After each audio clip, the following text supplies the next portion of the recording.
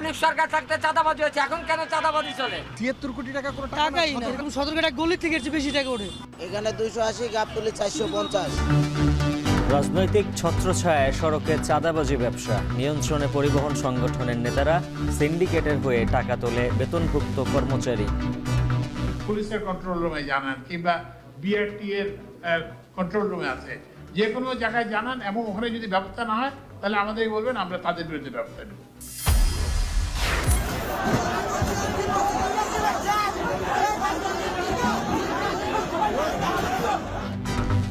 খিলক্ষেতে ধর্ষণে অভিযুক্তকে পুলিশের থেকে ছিনিয়ে নিয়ে গণপিটুনি। পল্লবীতে সংবাদ সংগ্রহে গিয়ে সংঘবদ্ধ ধর্ষণের শিকার সাংবাদিক। চট্টগ্রাম বন্দরে পণ্য ফেলে রেখেও মাশুল দিতে নারাজ ব্যবসায়ীরা। জরিমানা না থাকলে সুযোগ নেবে অসাধুরা, শঙ্কা বন্দর চেয়ারম্যানের। এবং পূর্ণাঙ্গ যুদ্ধবিরতি নয়, ৩০ দিন ইউক্রেনের জ্বালানি অবকাঠামোতে হামলা চালাবে না রাশিয়া। ফোন আলাপে ট্রাম্পকে জানালেন পুতিন।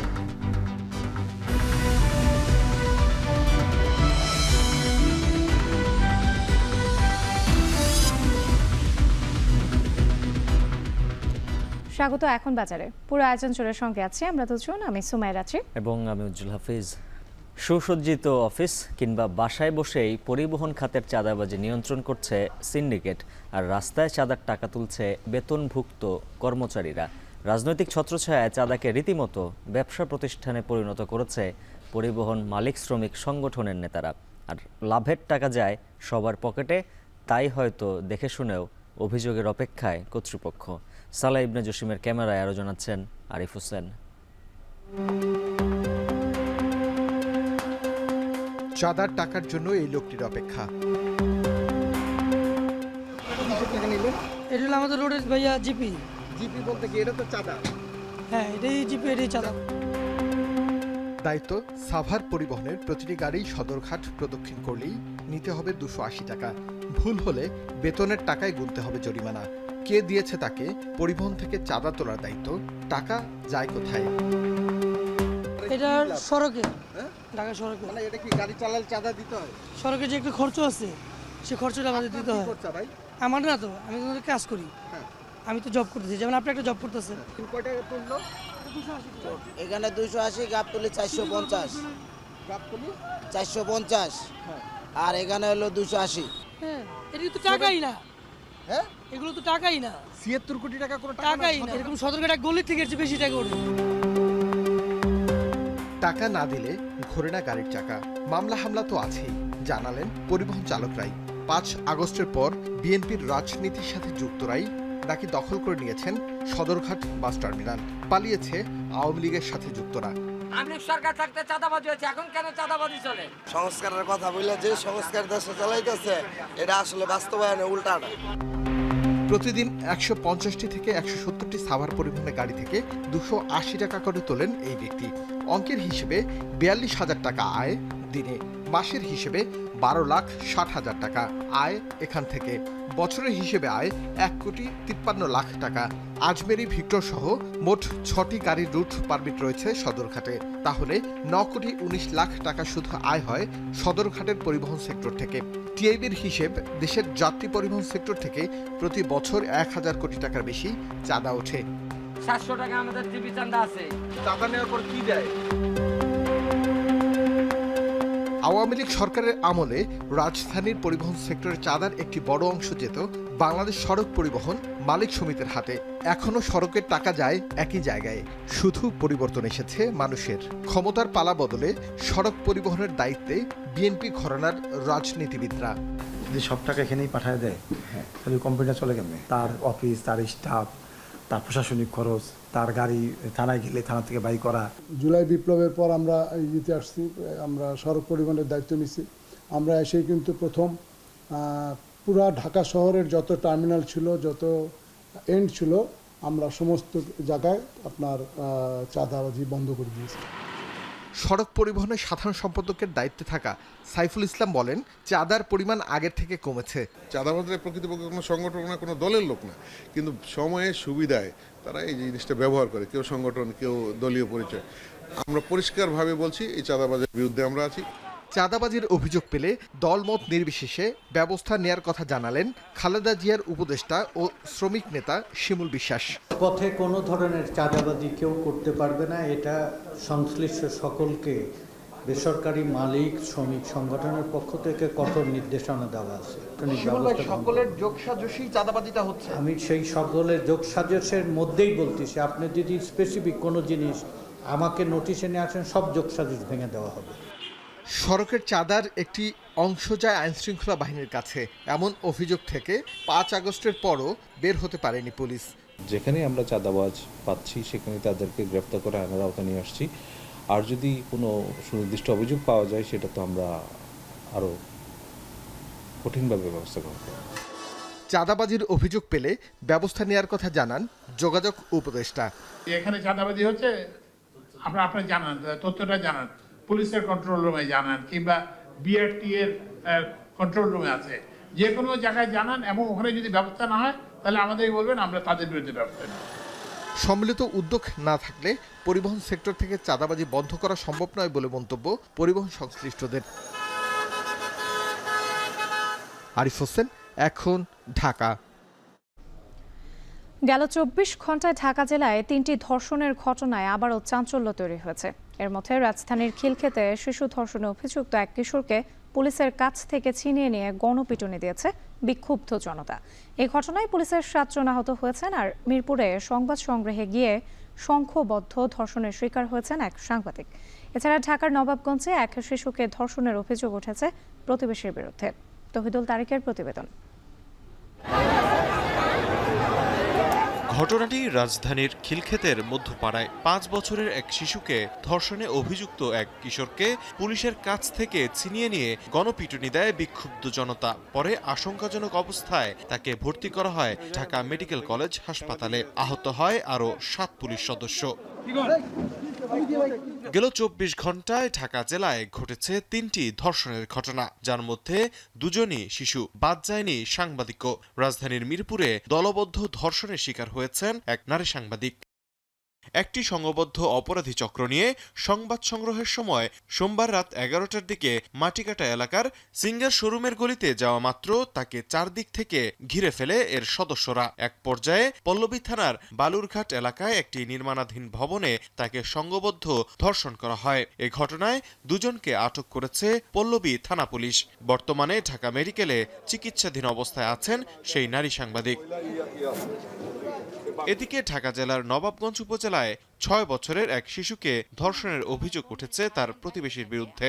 শিশুটির স্বজনদের দাবি, মঙ্গলবার ইফতারের আগে শিশুটি বাড়ির উঠানে খেলার সময় তাকে ডেকে নিয়ে ধর্ষণ করে 45 বছর বয়সী ওই ব্যক্তি। এর আগে আরো 2-3টা করছে, তাদেরকে এরকম ভাবে দমন করছে। এখন আমাদের এইভাবেই দমন করতে চাইছে। আমাদের হাসপাতালে যাইতে দিব না, পুলিশের কাছে যাইতে দিব না, ডাক্তার ট্রিটমেন্ট নিতে দিব না। এটা এখান থেকেই মাটি দিয়ে দিতে গেছে। যদি এর কোনো বাড়াবাড়ি করে, আমার বোন একা থাকে, আমার হাজবেন্ড থাকে বিদেশ, আমার বোনেরও করবে, আমার ভাগ্নিরও সহকারে হ্যারাসমেন্ট করবে, এটা বুঝছেন। পুলিশ ওই ব্যক্তিকে আটক করলেও ভুক্তভোগী পরিবারের দাবি, নানাভাবে তাদের চাপ ও হুমকি দিচ্ছেন তার পরিবারের সদস্যরা। তহিদুল তারেক, এখন, ঢাকা। ধর্ষণের শিকার নারীদের চিকিৎসা দেয়া হয় সব ধরনের গোপনীয়তা রক্ষা করে। ধর্ষককে বিচারের আওতায় আনতে আলামত ও তথ্য সংগ্রহ করে ওয়ান স্টপ ক্রাইসিস সেন্টার। তবে ধর্ষণের শিকার নারীকে শারীরিক ও মানসিকভাবে সুস্থ রাখাকে জরুরি মনে করেন চিকিৎসকরা। ধর্ষণের বিচার দ্রুত করতে ফরেনসিক ও ডিএনএ পরীক্ষার রিপোর্ট সবচেয়ে গুরুত্বপূর্ণ। জাহিদ হাসানের প্রতিবেদন। ভেতরে প্রবেশাধিকার নিষেধ, বন্ধ দরজার ওপারে যারা, তারা দেখে ফেলছে এ সমাজের সবচেয়ে কদর্য দিক। ঢাকা মেডিকেল কলেজ হাসপাতালের ওয়ান স্টপ ক্রাইসিস সেন্টার। গোপনীয়তার সঙ্গে চিকিৎসা পান ভুক্তভোগীরা। অনুমতি সাপেক্ষে সুযোগ হয় ওসিসি সেন্টারে প্রাথমিক তথ্য জানার। ওসিসিতে সোমবার পর্যন্ত ভর্তি আছেন 8 জন। তারা সবাই ধর্ষণের শিকার হয়েছেন। 8 জনের মধ্যে একজন অন্তঃসত্ত্বা নারীও আছেন। ওই নারী একজন নিকটাত্মীয় দ্বারা ধর্ষণের শিকার হয়েছেন। এছাড়া বেশিরভাগই শিশু। গেল 1 বছরে প্রায় 1000-এর বেশি ধর্ষণের শিকার ভুক্তভোগী এসেছে ঢাকা মেডিকেলের ওসিসিতে। ওসিসির তথ্য বলছে, নিম্ন আয়ের নারীরা কর্মস্থলে বেশি ধর্ষণের শিকার হচ্ছেন। অনেকে আবার মামলাও করেন না। বাবা দ্বারা ধর্ষণ হওয়ার ঘটনার অভিজ্ঞতাও রয়েছে চিকিৎসকদের। প্রশ্ন ছিল, চিকিৎসার বাইরে ধর্ষণের মামলার ক্ষেত্রে ওয়ান স্টপ ক্রাইসিস সেন্টারের ভূমিকা কি? কর্তব্যরত চিকিৎসক জানালেন, ধর্ষণের সব রকম আলামত পুলিশ ও আদালতকে দেয়া হয়। ঘটনা লিপিবদ্ধ করা হয়, যার একটি নিজস্ব নম্বরও থাকে। এখানকার চিকিৎসকদের সাক্ষ্য মামলার ক্ষেত্রে জরুরি প্রমাণ। আমরা এটা খুবই কনফিডেন্সিয়াল মেনটেন করি। এখানে আমি ওসিসির কোঅর্ডিনেটর থাকি, আমাদের মেডিকেল অফিসার থাকে, ফরেন্সিকের ডাক্তার থাকেন, সেই সাথে আমাদের নার্স, সিনিয়র স্টাফ নার্স এবং সেই সাথে পুলিশ কনস্টেবল, সাব ইন্সপেক্টর, আমাদের প্রত্যেকের উপস্থিতিতে এই এক্সামিনেশনটা করা হয়। বাচ্চা মেয়েগুলাকে আমাদের এক্সামিনেশন করতে বা ওদেরকে দেখতে আমাদের কিছুটা কষ্ট হয়, কারণ বাচ্চারা অনেক সময় আমাদেরকে কোঅপারেট করতে চায় না। ইদানিং আমরা যেটা পাচ্ছি যে রেপিস্ট যেটা হচ্ছে ধর্ষণ যে করছে তার বয়স কমে আসছে, যেমন 16 বছরের বাচ্চা, 14 বছরের ছেলে বাচ্চা, 18 বছরের ছেলে বাচ্চা, যেটা আগে হয়তো ছিল না, 12 বছরের ছেলে 2 বছরের মেয়েকে, এই ধরনের কেস এখন বাড়ছে। ধর্ষণের ন্যায় বিচার নিশ্চিত করতে বড় ভূমিকা রাখে ফরেনসিক রিপোর্ট। 1000-এর বেশি ধর্ষণের ঘটনা ফরেনসিক করার অভিজ্ঞতা রয়েছে এমন এক নারী চিকিৎসক জানান, ধর্ষণের শিকার নারী ও শিশুরা শারীরিকভাবে ভেঙে পড়েন, আতঙ্কে ভোগেন। বিচারের জন্য মানসিক স্বাস্থ্য ঠিক রাখা বড় চ্যালেঞ্জ। সব জেলা বা বিভাগ বা সব জায়গায় আমাদের আসলে ফরেনসিক স্পেশালাইজড সার্ভিসটা নাই, আর একটু বিভাগীয় শহরে পাঠানো হয়, সেই ক্ষেত্রে একটা দীর্ঘসূত্রিতা হয়ে যেতে পারে। যে কোনো ধরনের যৌন নিপীড়ন যে কোনো একটা নারীর জন্য পরবর্তীতে খুব মারাত্মক হিসেবে দেখা দিতে পারে। তার মধ্যে ডিপ্রেসিভ ডিসঅর্ডার ডেভেলপ করতে পারে, অ্যাংজাইটি সিমটম আসতে পারে, অ্যাডজাস্টমেন্ট ডিসঅর্ডার পরবর্তীতে হতে পারে। ওই ভিকটিমকে যদি ব্লেম করা হয় বা তাকে দোষারোপ করা হয়, দেখা যায় তার মধ্যে আত্মবিশ্বাস কমে যায়, সে কিন্তু একদম সমাজে থেকে একদম আইসোলেটেড হয়ে যেতে পারে। চিকিৎসকরা জানালেন, শিশুরা নিকট আত্মীয় বা পরিবারের কোনো সদস্য দ্বারা বেশি যৌন হয়রানি ও ধর্ষণের শিকার হচ্ছেন। জাহিদ হাসান, এখন ঢাকা। ঢাকা পলিটেকনিক ইনস্টিটিউটে ছাত্রদের বিরুদ্ধে বৈষম্য বিরোধী ছাত্র আন্দোলনের নেতাকর্মীদের উপর হামলার অভিযোগ উঠেছে। মঙ্গলবার মধ্যরাতে 2 দফা হামলার শিকার হন তারা। বৈষম্য বিরোধী ছাত্র আন্দোলনের অফিসিয়াল ফেসবুক পেজে এক পোস্টে দাবি করা হয়, ছাত্রদের একদল সন্ত্রাসী এ হামলা চালায়। এতে বৈষম্য বিরোধী ছাত্র আন্দোলনের মুখপাত্র সাকিবুল্লাহ, চয়ন বর্মন এবং সিব্বির সহ 10 থেকে 15 জন আহত হন বলেও জানানো হয়। বৈষম্য বিরোধী ছাত্র আন্দোলনের নেতাকর্মীরা দাবি করেন, প্রতিষ্ঠানে আধিপত্য বিস্তারে বাধা দেওয়ার কারণেই তাদের উপর এই হামলা। তবে এই বিষয়ে ছাত্রদের কোনো বক্তব্য পাওয়া যায়নি। লতিফ ছাত্রাবাসে আমাদের বৈষম্য বিরোধী ছাত্র আন্দোলনের মুখপাত্র সাকিবুল্লাহ ওর রুমে ওর ছোট ভাইকে ছাত্রদলের একজন ব্যাট দিয়ে আঘাত করে। বৈষম্য বিরোধী ছাত্র আন্দোলন থাকার কারণে ওরা যে আধিপত্য বিস্তার করতে চাচ্ছে ওইটা ওরা পারতেছে না। ওরা যদি বৈষম্য ছাত্র আন্দোলনকে উৎখাত করতে পারে এবং ক্যাম্পাসে যারা প্রতিবাদী মুখ আছে ওদের উৎখাত করতে পারলে ওরা পূর্বের মতো হল দখল, শীত বাণিজ্য, যেটা 5ই আগস্টের পূর্বে যে কালচার শেষ হয়ে গেছে ওই কালচার ওরা আবার চালু করছে। যে ছেলেগুলো আগে ছাত্রলীগ করতো তারা এখন ছাত্র দলের শেল্ডিংয়ে, ছাত্র দলের ছত্রছায়ায় তারা এখন আবার সে আগের যে সন্ত্রাসবাদ ওই ত্রাসের রাজত্ব তারা এখন করে যাচ্ছে ছাত্র দলের ছত্রছায়ায়। 4 দিনের ফ্রি টাইমের পর বন্দরে পণ্য ফেলে রাখলে 4 গুণ বেশি মাশুল নেওয়ার সিদ্ধান্তের সমালোচনা করে তা দ্রুত প্রত্যাহারের দাবি জানিয়েছে তৈরি পোশাক শিল্প মালিকদের সংগঠন বিজিএমইএ। এতে শিল্পের কাঁচামাল খালাসে খরচ কয়েক গুণ বেড়েছে জানিয়ে সম্প্রতি চেয়ারম্যানের কাছে মাশুল প্রত্যাহারে চিঠি দেয় সংগঠনটি। যদিও জনস্বার্থে ও বাজারে নিত্যপণ্যের সাপ্লাই চেইন ঠিক রাখতে এখনই তা প্রত্যাহার করতে চায় না বন্দর চেয়ারম্যানের দাবি, এই নির্দেশনার পর অসাধু ব্যবসায়ীরা আর বন্দরকে গুদাম হিসেবে ব্যবহার করতে পারছে না। বিস্তারিত জানাচ্ছেন হাজেরা শিউলি। আমদানি পণ্য জাহাজ থেকে খালাস করে চট্টগ্রাম বন্দরের ইয়ার্ডে রাখলে 4 দিন পর্যন্ত কোনো ভাড়া দিতে হয় না। তবে 5ম দিন থেকে প্রতি কন্টেইনারে $6 করে ভাড়া বা স্টোর রেন্ট দিতে হয়। 7 দিন পর যা বেড়ে দাঁড়ায় $12। তবে বন্দরে কন্টেইনার জট বাড়লেই জট কমাতে 4 দিন ফ্রি টাইমের পর কখনো কখনো 4 গুণ বেশি মাশুল আরোপ করে বন্দর কর্তৃপক্ষ। এক্ষেত্রে প্রতি কন্টেইনারে ভাড়া দিতে হয় $24 করে। তবে এবার রোজার আগেই বন্দরে কন্টেইনার জট তৈরি হওয়ায় কঠোর অবস্থানে বন্দর। এক্ষেত্রে অসাধু আমদানিকারকরা যেন পণ্যের দাম বাড়াতে বন্দরকে গুদাম হিসেবে ব্যবহার করতে না পারে, এজন্য গত 20 ফেব্রুয়ারি এক পরিপত্রে আমদানিকারকদের দ্রুত পণ্য ডেলিভারি নেয়ার আহ্বান জানানো হয়। পরিস্থিতির উন্নতি না হলে আইন অনুযায়ী 4 দিন পর বর্তমান ভাড়ার চেয়ে 4 গুণ বেশি মাসুল নেওয়া হবে বলেও সতর্ক করা হয়। এই নির্দেশনা গেল 10 মার্চ থেকে কার্যকর করেছে চট্টগ্রাম বন্দর।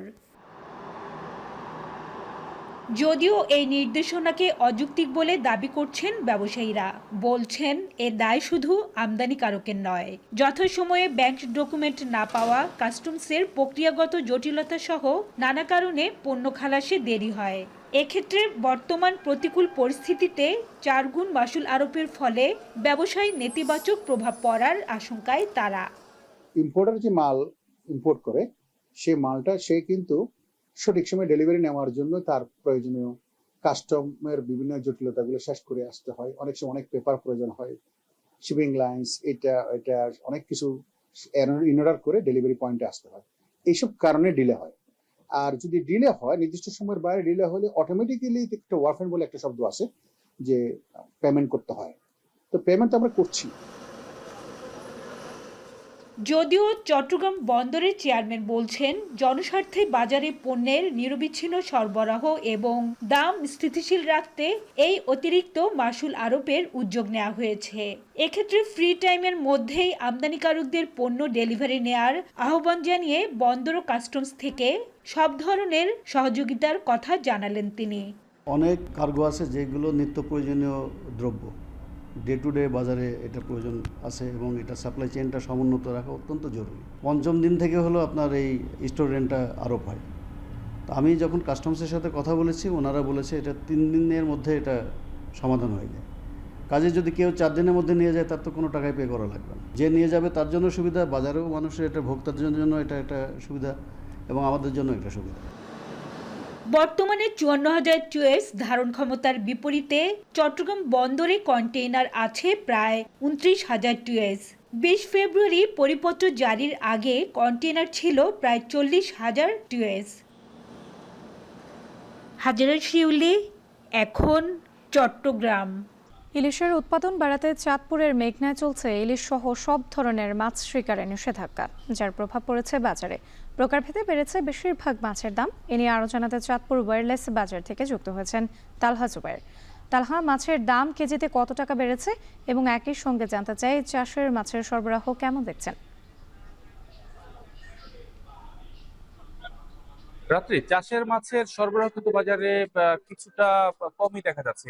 তাছাড়া যেহেতু চাঁদপুরের পদ্মা মেঘনা থেকে একটা বৃহৎ অংশ মাছের যোগান দিয়ে থাকে এই অঞ্চলের মানুষের জন্য, সেখানে কিন্তু 2 মাস মার্চ এপ্রিল 2 মাস যে জাটকা অভয়াশ্রম চলছে, সেই অভয়াশ্রম কর্মসূচির কারণে কিন্তু নদীতে সকল ধরনের মাছ ধরা কিন্তু নিষেধাজ্ঞা দিয়েছে সরকার। এর ফলে কিন্তু চাষের মাছের উপরে কিন্তু নির্ভর করা লাগছে যারা ক্রেতা এবং বিক্রেতা রয়েছেন বাজারে, তাদের উভয়কেই। এই কারণে কিন্তু মাছের সরবরাহ চাহিদার তুলনায় কিন্তু কিছুটা কম রয়েছে, যার ফলশ্রুতিতে মাছের দাম কিন্তু বিভিন্ন প্রকারভেদে কিন্তু 20 থেকে 30 টাকা পর্যন্ত কেজিতে বেড়েছে। আসলে আজকের বাজারে যে চাষকৃত মাছের মধ্যে কার্প জাতীয় মাছ রয়েছে, রুই, কাতল, মৃগেল, এই জাতীয় মাছের কেজি কিন্তু আমি বাজারে দেখতে পেয়েছি 270 টাকা থেকে শুরু করে প্রকারভেদে 430 টাকা পর্যন্ত কিন্তু বিক্রি করা হচ্ছে। তাছাড়া চাষকৃত পাবদা মাছের কেজিতে বিক্রি করা হচ্ছে 370 থেকে 380 টাকা। আর তেলাপিয়া মাছের কেজি দেখা যাচ্ছে 170 থেকে 220 টাকা পর্যন্ত কিন্তু বিক্রি করা হচ্ছে। আমি কথা বলেছিলাম যারা ব্যবসায়ী রয়েছেন তাদের সাথে, তারা বলছেন যে মাছের সরবরাহ কিছুটা কম রয়েছে বাজারে। মূলত এখন এই সময়টাতে চাষকৃত মাছ, বিশেষ করে পুকুর কিংবা ঝিল রয়েছে বড়, সেই ধরনের জায়গা থেকে কিন্তু মাছ আসছে, কিন্তু মাছের বাজারে যেই ধরনের চাহিদা রয়েছে বাজারে, যেহেতু এখন রমজানের মাস চলে, তো সেই ক্ষেত্রে কিন্তু বাজারে চাহিদার তুলনায় কিন্তু মাছের সরবরাহ কিছুটা কম রয়েছে। তো এই কারণে কিন্তু মাছের দাম কিন্তু কিছুটা বেশি বলে কিন্তু তারা বলছেন। তাছাড়া আসলে বাজারগুলো যা দেখতে পেয়েছি, বা যে কই মাছ রয়েছে, কই কিংবা শিং, তা কিন্তু বিক্রি করা হচ্ছে 700 থেকে 800 টাকা কেজির মধ্যে। তবে চাষকৃত শিং বিক্রি করা হচ্ছে 400 থেকে 500 টাকা কেজি দরে। আর ছোট সাইজের চিংড়ি মাছ বিক্রি করা হচ্ছে 600 থেকে 700 টাকার মধ্যে। তো আসলে নানান ধরনের যে মাছ দেখা যাচ্ছে বাজারে, মূলত সেই সমস্ত মাছের দাম কিন্তু কিছুটা বাড়তি কিন্তু বলছেন যারা ক্রেতা রয়েছে তারা বলছেন, এবং তারা দাবি করছেন যে মাছের দাম যেভাবে বাড়ছে, আসলে এতে করে কিন্তু তাদের যে বাজেট রয়েছে বাজার করার জন্য, তাতে কিন্তু তাদের হিমশিম খাওয়া লাগছে। তো আসলে তারা দাবি বাজার পরিস্থিতি নিয়ন্ত্রণে রাখার জন্য মাছের দাম কমানোর পাশাপাশি নিয়মিত বাজার মনিটরিং এর দাবি জানিয়েছেন ক্রেতারা। তো রাতে সবকিছু মিলিয়ে ছিলাম চাঁদপুরের মাছ বাজার থেকে সবশেষ। 350 কোটি টাকা ব্যয়ে নির্মিত রাজশাহীর হাইটেক পার্কে বাস্তবায়ন হয়নি তরুণ শিক্ষার্থীদের কর্মসংস্থানের প্রতিশ্রুতি। আইটি পার্কটির মূল কার্যক্রম নাটোরে স্থানান্তরের স্বপ্ন ভেঙেছে রাজশাহীর তরুণদের। অপরিকল্পিত আর রাজনৈতিকভাবে প্রকল্প গ্রহণের ফলেই ভরাডুবি বলছেন আইটি বিশেষজ্ঞরা। তরুণদের আগ্রহী করতে শিক্ষা প্রতিষ্ঠান ভিত্তিক উদ্যোগ নেওয়ার আহ্বান বিশেষজ্ঞদের। রায়হানুল ইসলামের ক্যামেরায় আরও জানাচ্ছেন রাকিবুল হাসান। শিক্ষানগরী রাজশাহীর 50টির বেশি প্রতিষ্ঠানে উচ্চশিক্ষা গ্রহণ করে প্রায় 1.5 লাখ শিক্ষার্থী, যেখান থেকে প্রতিবছর চাকরির সন্ধানে বের হয় অন্তত 20,000 শিক্ষার্থী। বাইরের জেলা শহর থেকে পড়তে আসা শিক্ষার্থীদের প্রত্যাশা শহরে খণ্ডকালীন কর্মসংস্থানের সুযোগ, যা বরাবরই নেই এই নগরীতে। এমন প্রেক্ষাপটে 2018 থেকে 22 সাল পর্যন্ত 334 কোটি টাকা ব্যয়ে নগরীর হরগ্রাম জিয়ানগরে প্রায় 31 একর জায়গায় গড়ে ওঠে হাইটেক পার্ক, যা ঘিরে প্রযুক্তি খাতে কর্মসংস্থানের প্রত্যাশা বাড়ে তরুণদের। ভেবেছিলাম যে আমরা এখানে জব করলে হয়তো একটা হাই অ্যামাউন্টের স্যালারি পাবো, কিন্তু সেগুলো এখনো বাস্তবায়ন হয়নি। হাইটেক পার্কে একটা উপযুক্ত প্রশিক্ষকের মাধ্যমে যদি বিভিন্ন ট্রেনিং দেওয়ার ব্যবস্থা করতো, তাহলে সেই ট্রেনিংয়ের পরে ওই ইউথরা আবার ওই হাইটেক পার্কে কাজ করার সুযোগ পেত। রাজশাহীতে 14,000 তরুণের কর্মসংস্থান সৃষ্টির লক্ষ্যে 2024 সালে ঢাকার কিছু আইটি ফার্ম আসে এই পার্কে। বিদেশি আইটি ফার্মগুলোর সাথে কাজের সুযোগ বাড়ে তরুণদের। তবে বছরের মাঝামাঝি সময় তথ্য ও যোগাযোগ প্রযুক্তি মন্ত্রণালয় হাইটেক পার্কের কার্যক্রম স্থানান্তর করে নাটোরে। ফলে হাইটেক পার্ক রূপান্তর হয় ট্রেনিং সেন্টারে। কর্মসংস্থানের স্বপ্নভঙ্গ হয় রাজশাহীর তরুণদের। পাশাপাশি রাজনৈতিক প্রভাব, নিরাপত্তার অভাব এবং শিক্ষা প্রতিষ্ঠানগুলোর সাথে হাইটেক পার্কের দূরত্বের কারণে প্লট ও ফ্লোর নিতেও আগ্রহ হারায় স্থানীয় উদ্যোক্তারা। হাইটেক পার্কে যে স্বপ্নটা দেখানো হয়েছিল ওই পরিমাণে আসলে ওই জিনিসটা হয়নি। বিগত বছরগুলোতে আমরা যেগুলো দেখছি যেগুলো ট্রেনিংগুলো হাইটেক পার্কে হয়, সেখান থেকে বড় জোর একটা ট্রেনিংয়ের ব্যাচ থেকে সর্বোচ্চ 1 থেকে 2 জন ফ্রিল্যান্সার বের হয়। হ্যাঁ, তারাও ঠিকভাবে মার্কেট প্লেসে কীভাবে কাজ করতে হয় তা জানে না। রাজশাহী ইউনিভার্সিটি আছে, রুয়েট আছে, এগুলো কেন্দ্রিক হতো, তাহলে দেখা যাচ্ছে আমরা অনেক দক্ষ জনশক্তি পাইতাম। এ অবস্থার উত্তরণে হাইটেক পার্কের দায়িত্বরত উপপরিচালক মাহফুজুল কবিরের সাথে যোগাযোগ করলেও কোনো সাড়া পাওয়া যায়নি। তবে অন্য কর্মকর্তারা বলছেন, দেশি বিদেশি প্রতিষ্ঠান আনতে উদ্যোগী হতে হবে কর্তৃপক্ষকেই। বিভিন্ন ধরনের ট্রেনিং ইভেন্ট হতে পারে বা জাস্ট সিম্পলি গেট টুগেদারের মতো ইভেন্ট হয়, তাহলে দেখা যাচ্ছে যে এই যে একটা আইস ব্রেকিংয়ের যে ব্যাপারটা সেটা হবে আর কি, এবং তাদেরও যে ছোট ছোট যে প্রশ্নগুলো তারা হয়তো জিজ্ঞেস করতে পারবেন। কর্মসংস্থানের ঢাকঢোল পিটিয়ে আসা হাইটেক পার্কের পরিকল্পনায় ঘাটতি ছিল বলে মনে করেন রাজশাহী বিশ্ববিদ্যালয়ের এই অধ্যাপক। পাশাপাশি প্রকল্পগুলো রাজনৈতিক বলেও মনে করেন তিনি। সরকারের যে অ্যানালাইসিস করা দরকার, যে স্টাডি করা দরকার, যে ফিজিবিলিটি স্টাডি করা দরকার, এর টেকনিক্যাল দিক, এর ইকোনমিক্যাল দিক, এগুলো আসলে আমার মনে হয় না যে প্রপারলি স্টাডি করা হয়েছে। হাইটেক পার্কের 2টি ভবনে মোট 20টি প্রতিষ্ঠানের জন্য ফ্লোর বরাদ্দ রয়েছে, যার মধ্যে বর্তমানে বরাদ্দ হয়েছে 13টি প্রতিষ্ঠান। রাকিবুল হাসান, এখন রাজশাহী। ব্রাহ্মণবাড়িয়ার কসবায় জমজমাট পুরনো মোটরসাইকেলের হাট। সাপ্তাহিক হাটে বিক্রি হয় প্রায় 50 লাখ টাকার মূল্যের মোটরসাইকেল। তবে হাটে চোরাই মোটরসাইকেল বিক্রি বন্ধে কর্তৃপক্ষকে তৎপর থাকার আহ্বান জানান ক্রেতারা। আজিজুল সঞ্চয়ের প্রতিবেদন। কেউ এসেছেন শখের বাহনটি বিক্রি করতে, কেউ বা কিনতে। পছন্দের পর দরদাম মিললেই হচ্ছে হাত বদল, সঙ্গে সঙ্গেই করা যাচ্ছে মালিকানা হস্তান্তর। ব্রাহ্মণবাড়িয়ার কসবার কুটি চৌমোহনীর পুরাতন মোটরসাইকেলের হাটে গেলে দেখা মিলবে এই দৃশ্যের। অনেকের স্বাদ থাকলেও সাধ্যে কোলায় না, এমন মানুষদের শখ পূরণে পুরাতন মোটরসাইকেল বিক্রির হাট বসানোর উদ্যোগ নেন কুটি এলাকার কয়েকজন যুবক। গেল 15 ফেব্রুয়ারি থেকে শুরু হওয়া সপ্তাহের প্রতি শনিবার চলা এই হাটে বিক্রি হয় অর্ধশতাধিক মোটরসাইকেল। ব্রাহ্মণবাড়িয়া ছাড়াও আশপাশের জেলা থেকেও এখানে মোটরসাইকেল নিয়ে আসেন বিক্রেতারা। 20,000 টাকা থেকে শুরু করে পাওয়া যায় 2.5 লাখ টাকা মূল্যের মোটরসাইকেল। তবে সীমান্তবর্তী এই হাটে চোরাই মোটরসাইকেল বিক্রির শঙ্কা প্রকাশ করেছেন অনেক ক্রেতা। গাড়ির দাম দরও ভালো, মানে এর মধ্যে ভালো গাড়ি পাওয়া যায়, সেজন্য আমরা আসলাম। মানে মূলত আমার পাসপোর্ট জমা দেওয়া আর কি, বিদেশ যাওয়ার, তো এই সুবাদে আমি নিয়ে আসছি গাড়িটা যাতে ঝামেলা মুক্ত বিক্রি করে দিতে পারি। যেহেতু বর্ডার এলাকা, তাহলে এখানে চোরাই গাড়ির আসার একটা ঝুঁকি থেকে যায়, ঝুঁকিটা যেন না হয় এটা যেন প্রতিরোধ করা হয়। উদ্যোক্তারা জানান, জমজমাট হতে থাকায় দেশের নানা প্রান্ত থেকে মোটরসাইকেল নিয়ে হাটে আসতে চান বিক্রেতারা। অনেক জায়গা থেকে ফোন দিয়ে আমাদের কাস্টমার আসতেছে। আপনি আশা করি আগে বাজারে অনেক দূর দূরান্ত থেকে, চট্টগ্রাম, ওই যে সিলেট থেকে মানুষ আসবে, ওইদিকে ঢাকা থেকে আমাদের ফোন আসতেছে, ভাই আমরা আসবো। প্রতিদিন আমাদের 40-50টা বিক্রি হয়। আস্তে আস্তে আমরা সারা পাচ্ছি, আরও একসময় আরও বাড়বে আশা করছি। হাট পরিচালনা ও নিরাপত্তার জন্য প্রতিটি মোটরসাইকেলের বিক্রয় মূল্য থেকে 2% কমিশন নেন উদ্যোক্তারা। আজিজুল সঞ্চয়, এখন ব্রাহ্মণবাড়িয়া। ষড়ঋতুর দেশে প্রতিটি ঋতুরই রয়েছে আলাদা সৌন্দর্য, তবে রঙের বৈচিত্র্যে বসন্তকে বলা হয় ঋতুরাজ। শিমুল, পলাশ আর কাঞ্চন ফুলের সৌন্দর্যে সেজেছে সিরাজগঞ্জের প্রকৃতি। বসন্তের এই সময়ে সিরাজগঞ্জের বিভিন্ন রেললাইন ও সড়কের দুধারে শতাধিক গাছে ভরে উঠেছে রক্তরাঙা শিমুল ফুল। ইমরান শেখের ছবিতে আরও জানাচ্ছেন রিফাত রহমান।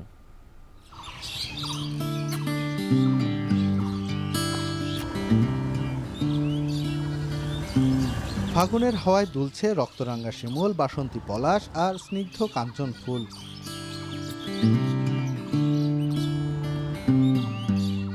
সিরাজগঞ্জের উল্লাপাড়ার সলপ রেললাইন ও সড়কের দুধারে শতাধিক শিমুল গাছে যেন লেগেছে আগুন।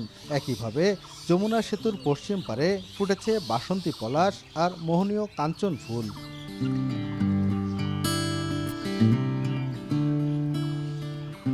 ষড়ঋতুর এ দেশে ঋতুচক্রের পালা বদলের সাথে সাথে বাংলার প্রকৃতিও যেন সেজে ওঠে ভিন্ন ভিন্ন রঙের সৌন্দর্যে।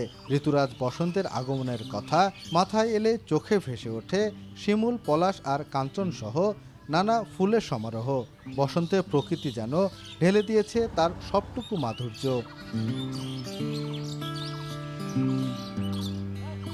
শিমুল ফুলের ফাঁকে সূর্য উঁকি দিয়ে মেতে উঠেছে বসন্তের আমেজে।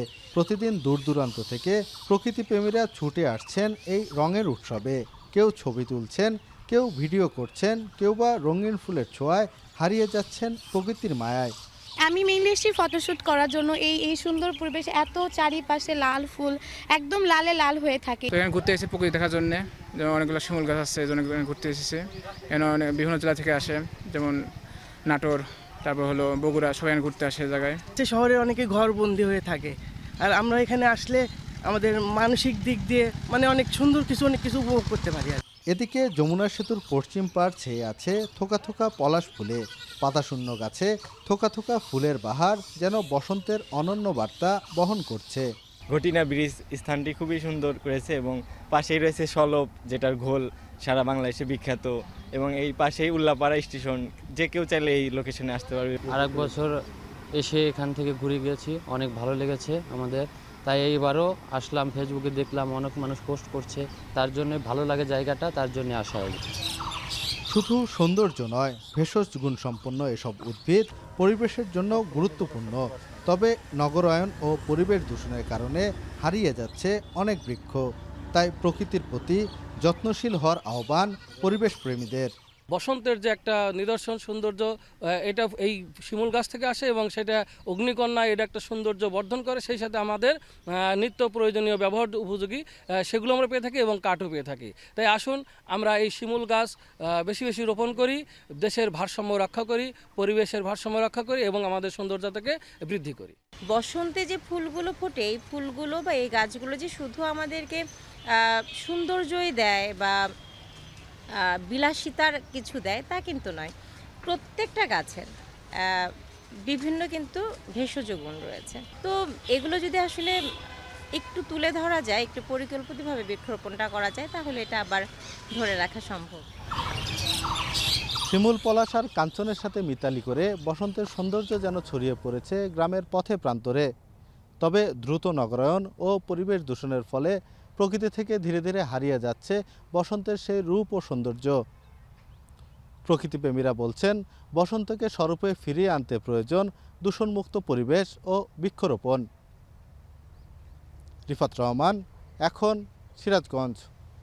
এবার দেশের বাইরের প্রসঙ্গ। তাৎক্ষণিক কিংবা পূর্ণাঙ্গ অস্ত্রবিরতি নয়, 30 দিনের জন্য শুধু ইউক্রেনের জ্বালানি অবকাঠামোতে হামলা বন্ধ রাখবেন পুতিন। ট্রাম্পের সাথে 1.5 ঘন্টার ফোনালাপে স্পষ্ট অস্বীকৃতি জানিয়েছেন মাসব্যাপী যুদ্ধবিরতির চুক্তি সয়ে। মন্দের ভালো হিসেবে এ পদক্ষেপে সমর্থন দেবেন জানিয়ে ট্রাম্পের সঙ্গে ফোনালাপ চেয়েছেন জেলেনস্কিও। বিস্তারিত জানাচ্ছেন নুসরাত কামাল। 2022 সালে সামরিক অভিযান শুরুর পর থেকে ইউক্রেনের জ্বালানি অবকাঠামো অন্যতম লক্ষ্য ছিল রুশ হামলার। ফলে বিদ্যুৎ সংযোগ বিচ্ছিন্ন হয়ে হিমাঙ্কের নিচে তাপমাত্রায় অবর্ণনীয় দুর্ভোগের শিকার হয়েছে কোটি মানুষ। সংঘাতে ইতি টানতে করণীয় নির্ধারণে মার্কিন প্রেসিডেন্ট ডোনাল্ড ট্রাম্পের সাথে বহুল প্রত্যাশিত ফোনালাপে ইউক্রেনের জ্বালানি অবকাঠামোতে 1 মাসের জন্য হামলা স্থগিতে মঙ্গলবার সম্মতি দেন রুশ প্রেসিডেন্ট ভ্লাদিমির পুতিন, কিন্তু রাজি হননি তাৎক্ষণিক বা পূর্ণাঙ্গ অস্ত্রবিরতির প্রস্তাবে। সৌদি আরবে সাম্প্রতিক বৈঠকে ট্রাম্প প্রশাসনের কর্মকর্তারা যে মাসব্যাপী পূর্ণাঙ্গ অস্ত্রবিরতির পরিকল্পনা সাজিয়েছিলেন তাতে সই করবেন না বলে সাফ জানান পুতিন।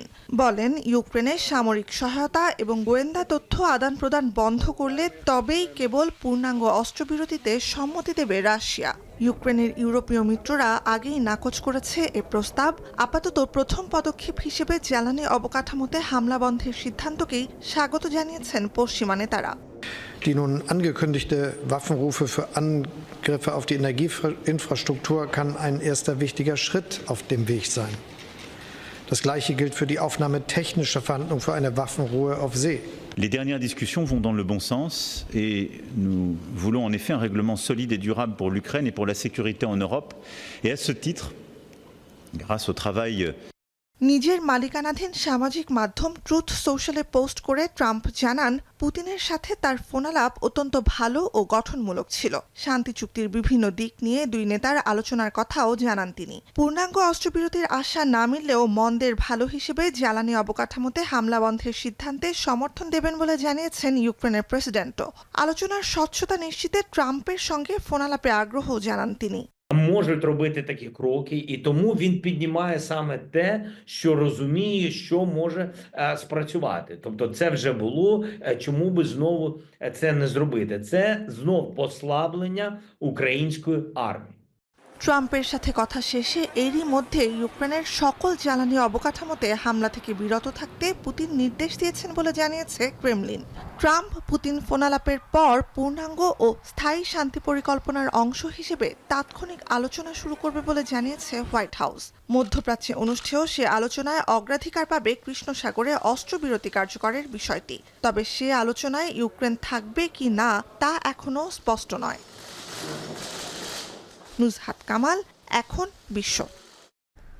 মাত্র 2 মাসের বিরতি দিয়ে পবিত্র রমজানে গাজা উপত্যকায় ইসরায়েলের আগ্রাসনে হতবাক উপত্যকার সাধারণ মানুষ। নতুন করে শুরু হয়েছে মৃত্যুর মিছিল। বিমান হামলায় বাস্তুচ্যুত ফিলিস্তিনিদের আশ্রয় নেয়া তাঁবুগুলো নিমেষেই ছাই হয়ে গেছে। স্বজনরা হাসপাতালে ঘুরছেন আহত মৃত পরিবারের সদস্যদের খোঁজে। গাজাবাসী বলছে, ক্ষমতা টিকিয়ে রাখতে উন্মাদ হয়ে গেছেন ইসরায়েলি প্রধানমন্ত্রী। আর জানাচ্ছেন নিশিতা ব্রহ্ম। যুদ্ধবিরতির মাঝেই এসেছিল পবিত্র রমজান। ঈদ ঘিরে আনন্দ ছিল স্বজনহারা বাস্তুচ্যুত ফিলিস্তিনিদের মাঝে, কিন্তু সেই আমেজ উবে গেছে কর্পূরের মতো। দ্বিতীয় দফায় যুদ্ধবিরতি কার্যকর নিয়ে ইসরায়েল গড়িমসি করলেও গাজাবাসীর মনে বিশ্বাস ছিল অন্তত পবিত্র রমজান মাসটা আইডিএফের বর্বর হামলা থেকে মুক্ত থাকবে এই ভূখণ্ড। সেই আশায় প্রতিদিনের মতো ত্রাণ থেকে পাওয়া খাবার দিয়ে সেহরি প্রস্তুত করছিল গাজাবাসী। অতর্কিত বিমান হামলায় মুহূর্তেই সব শেষ। بدنا نيجي نشوف ايش صار الا بالصاروخ الثاني الا بضربوا الصاروخ الثاني ولع عن الخيام صرنا المهم صار النسوان يزعقوا والاولاد فزعوا طبعا كل الدنيا قامت مره واحده. العالم العربي وين؟ بتعرف وين العالم العربي انا؟ وين العالم الاسلامي؟ ناس في رمضان في شهر رمضان الفضيل بصير في الشعب الفلسطيني زي هيك في اطفالنا واحنا نايمين. টানা ১.৫ বছর ধরে চলা আগ্রাসনে ঘরবাড়ি হারিয়ে রাস্তায় আশ্রয় নেওয়া মানুষগুলোর জন্য বিভিন্ন দেশ থেকে এসেছিল তাঁবু। খান ইউনিসের সেই তাঁবুগুলো ইসরায়েলের বিমান হামলায় ছাই হয়ে গেছে। পরিবারের মাথা গোঁজার ঠাঁই হারিয়ে দিশেহারা সবাই। دعمتهم في اول الحرب وهي كمان مره دعمتهم هم استخدموه فينا كمان مره بهدلونا يا عمي. وين نروح احنا؟ الناس روحت من الجنوب عشان هان تقعد لقت خيم وفيش دور. এক রাতের হামলায় গাজায় শত শত মানুষের মৃত্যুর ঘটনা আগ্রাসন শুরুর পর এবারই প্রথম। হাসপাতালগুলোর অবস্থা মানবেতর। কেউ খুঁজছেন আহত স্বজনকে, কেউ বা প্রাণ হারানো প্রিয়জনকে। চোখের সামনে এই বীভৎস হামলা দেখে বাকরুদ্ধ ফিলিস্তিনিরা। والحمد لله صحينا من النوم فنفقد بقى طلعت البنت هذه لقيناها تحت الانقاض طلعنا امها وطلعنا ابوها من تحت الانقاض. পবিত্র রমজান মাসে ভয়াবহ এই হামলা আর গণহত্যার ঘটনায় ইসরায়েলের সাহস পাওয়ার পেছনে যুক্তরাষ্ট্রকেই দুষছে গাজার সাধারণ মানুষ। তারা বলছেন যুক্তরাষ্ট্র আর ইসরায়েলের জন্য গাজা টেস্টিং গ্রাউন্ডে পরিণত হয়েছে। কেউ কেউ বলছেন গদি টিকিয়ে রাখতে উন্মাদ হয়ে গেছেন নেতানিয়াহু। يعني بس اشرق انا شرقه بيبدا القصف حتى بدون هدنه بدون حاجه لانه ما فيش هدنه ولا بنامن بالهدنه هذه. فين هي هدنه هذه؟ ২০২৩ সালের অক্টোবরে গাজায় আগ্রাসন শুরু করে ইসরায়েল। ডোনাল্ড ট্রাম্প শপথ নেয়ার আগ মুহূর্তে যুক্তরাষ্ট্রসহ আরব বিশ্বের কয়েকটি দেশের মধ্যস্থতায় ১৯ জানুয়ারি যুদ্ধবিরতি কার্যকর হলেও দ্বিতীয় দফায় আর যুদ্ধবিরতির মেয়াদ বাড়েনি। হামাস ইসরায়েল কোনো পক্ষই চূড়ান্ত চুক্তিতে না আসার পর মঙ্গলবার মধ্যরাত থেকে গাজায় পুরোদমে আগ্রাসন শুরু করেছে ইসরায়েল। ঈশিতা ব্রহ্ম, এখন বিশ্ব। ২০২৩-২৪ অর্থবছরে ইতালি থেকে সবচেয়ে বেশি রেমিটেন্স প্রেরণকারী দেশের তালিকার শীর্ষে বাংলাদেশ। রমজান ও ঈদকে কেন্দ্র করে দেশের স্বজনদের কাছে বৈদেশিক মুদ্রা পাঠাচ্ছেন প্রবাসীরা। চলতি অর্থবছরে এই ধারা বজায় রাখতে বেশ কিছু উদ্যোগ গ্রহণ করেছে সরকার ও বিভিন্ন মানি ট্রান্সফার প্রতিষ্ঠান। ইতালি থেকে মনিরুজ্জামান মনিরের প্রতিবেদন। রমজান ও ঈদকে কেন্দ্র করে প্রতি বছরই ইতালি থেকে বাংলাদেশের রেমিটেন্সের প্রবাহ উল্লেখযোগ্য হারে বাড়ে। পরিসংখ্যান বলছে এই হার অন্যান্য সময়ের চেয়ে ২০ থেকে ৩০% বেশি। এরই ধারাবাহিকতায় এবারও ঘুরছে রেমিটেন্সের চাকা। ঈদ আনন্দে পরিবারের কাছে টাকা পাঠাতে পেরে খুশি ইতালি প্রবাসী বাংলাদেশিরা। সামনে ঈদ, এজন্য ফ্যামিলির জন্য আত্মীয় স্বজনের জন্য একটু বেশি করে টাকা পাঠাইলাম যাতে এরা সুন্দরভাবে ঈদটা করতে পারে। আগের পরিমাণ থেকে এখন একটু বেশি টাকা পাঠান লাগে, কারণ সামনে ঈদের জন্য কেনাকাটার জন্য। কারণ পরিবারের খুশি মানে আমাদেরও খুশি। ব্যাংক অফ ইতালির তথ্য মতে ২০২৩-২৪ অর্থ বছরে ইতালি থেকে সবচেয়ে বেশি রেমিটেন্স প্রেরণকারী দেশের তালিকায় শীর্ষে বাংলাদেশ। চলতি অর্থ বছরে এই ধারা বজায় রাখতে বেশ কিছু উদ্যোগ গ্রহণ করেছে সরকার ও বিভিন্ন মানি ট্রান্সফার প্রতিষ্ঠান। বৈধ চ্যানেলের মাধ্যমে অর্থ পাঠাতে প্রবাসীদের মধ্যে বাড়ানো হচ্ছে সচেতনতা। এবারও রমজানে প্রবাসী বাংলাদেশি ভাইয়েরা প্রচুর পরিমাণে রেমিটেন্স বাংলাদেশে প্রেরণ করছে। বিশেষ করে আমাদের কমিশনের উপরে বিশেষ ছাড় এবং সর্বোচ্চ রেটের কারণে প্রচুর পরিমাণে রেমিটেন্স পাঠাচ্ছে। এতে করে তারাও উপকৃত হচ্ছে প্রবাসী বাংলাদেশি ভাইয়েরা, এবং বাংলাদেশের অর্থনৈতিক উন্নয়নে তারা বিশেষ অবদান রাখছে। রমজান উপলক্ষে প্রবাসী বাংলাদেশিরা 20 থেকে 30% টাকা বেশি পাঠিয়ে থাকে। এই বছর তুলনা অনুযায়ী রেকর্ড পরিমাণ সংখ্যক টাকা প্রবাসী বাংলাদেশিরা দেশে পাঠাচ্ছে, তাতে করে আমরাও লাভবান হচ্ছি। সারা বছরের পাশাপাশি বিশেষ এই সময়ে ইতালি থেকে পাঠানো অর্থ দেশের অর্থনীতিতে বিশেষ অবদান রাখবে বলে মনে করছেন প্রবাসীরা।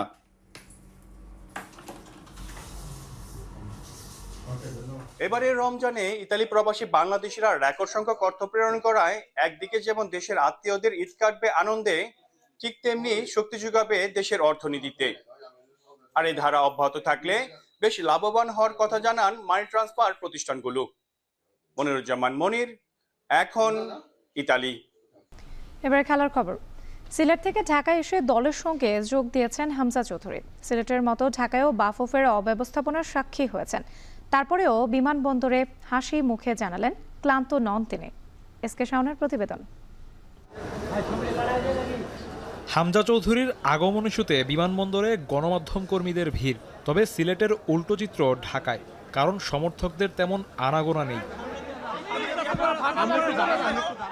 বিমান থেকে নেমে আনুষ্ঠানিকতা শেষে ঘণ্টাখানেক পর টিম হোটেলের উদ্দেশ্যে রওনা দিতে বিমানবন্দরের ফটক পেরিয়ে এলেন হামজা। এ সময় সংবাদ মাধ্যমের মুখোমুখি শেফিল্ড ইউনাইটেড তারকা আগের দিনের মতোই বাফুফের অব্যবস্থাপনার সাক্ষী হলেন। তবে তিনি যে বিরক্ত নন তার কথাতেই তা পরিষ্কার। ভালো লাগছে। এই বাংলাদেশে আসলে সবকিছু মিলে কেমন লাগলো আর কি? এই যে খুব ভালো লাগছে আমার। ঠিক আছে। আচ্ছা, আপনি প্রায় 9000 কিলোমিটার এই দিনে জার্নি করেছেন। আপনার জন্য প্রেসার হয়ে যাচ্ছে কিনা? ওকে, থ্যাংক ইউ। ক্লান্ত নাকি? খানিকটা ক্লান্ত মনে হচ্ছে নাকি? খানিকটা ক্লান্ত মনে হচ্ছে নাকি? খানিকটা টায়ার্ড? না। ওকে। বিমানবন্দর থেকে বের হয়ে আধ ঘন্টার মধ্যে পৌঁছান টিম হোটেলে। সেখানে দেখা মেলেনি সমর্থকদের। হোটেলে প্রবেশ করে হাসি মুখে অনেকের ছবি তোলার আবদার মিটিয়েছেন তিনি। বুধবার দুপুরে ভারত ম্যাচকে সামনে রেখে সংবাদ সম্মেলনে থাকার কথা রয়েছে হামজা চৌধুরীর। একই দিনে সন্ধ্যা 7টায় কিংস এরেনায় দলের সাথে অনুশীলন করবেন তারকা এই ফুটবলার। বৃহস্পতিবার সতীর্থদের সঙ্গে ভারতে যাবেন হামজা চৌধুরী। এসকে শাওন, এখন ঢাকা। শেষ করব এখন বাজার। যাওয়ার আগে শিরোনামগুলো আরও একবার।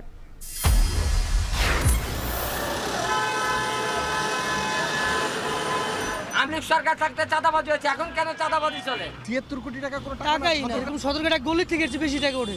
এখানে 280, গাবতলী 450। রাজনৈতিক ছত্রছায়া সড়কে চাঁদাবাজি ব্যবসা নিয়ন্ত্রণে পরিবহন সংগঠনের নেতারা, সিন্ডিকেটের হয়ে টাকা তুলে বেতনভুক্ত কর্মচারী। পুলিশের কন্ট্রোল রুমে জানান কিংবা বিআরটি এর কন্ট্রোল রুমে আছে, যে কোনো জায়গায় জানান, এবং ওখানে যদি ব্যবস্থা না হয় তাহলে আমাদেরকে বলবেন, আমরা তাদের বিরুদ্ধে ব্যবস্থা নেব।